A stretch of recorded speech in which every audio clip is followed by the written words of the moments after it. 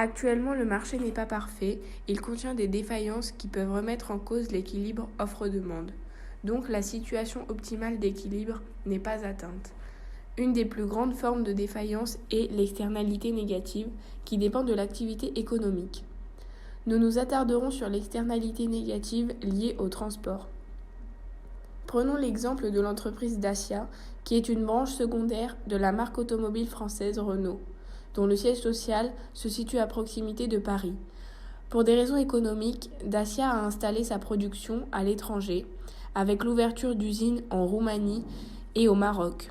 Cependant, cette délocalisation des usines est-elle un choix judicieux pour l'entreprise ? En effet, les coûts de production et de la main-d'œuvre y sont plus avantageux. Néanmoins, l'entreprise doit faire face à de nouvelles externalités, comme la pollution liée au transport. Cette externalité peut par exemple engendrer de nombreux problèmes de santé pour les personnes vivant à proximité des axes routiers empruntés par les camions chargés du transport des véhicules à la sortie de l'usine.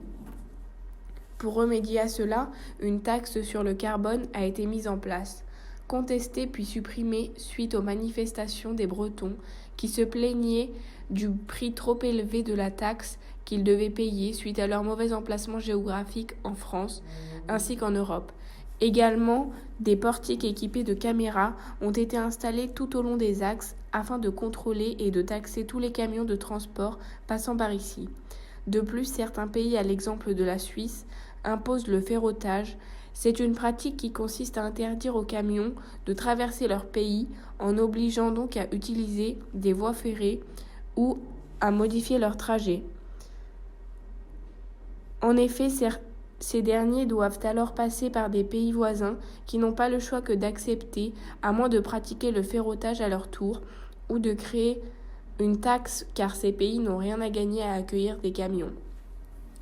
Pour pallier à ces externalités, des solutions peuvent être aménagées, comme une subvention de l'État pour encourager l'entreprise à investir dans des véhicules propres qui éviteront donc certaines externalités liées au transport, tels que les risques de maladies vus précédemment en rapport avec la pollution.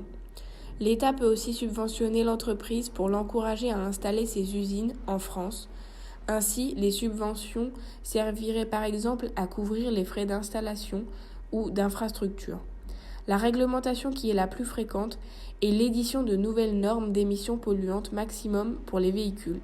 Par exemple, à certains endroits en France, la circulation est alternée les jours qui montrent des pics de pollution. Pour finir, les entreprises étant installées à l'étranger intègrent des coûts de ces externalités en augmentant le prix de vente de leurs voitures, ce qui se répercute sur le consommateur.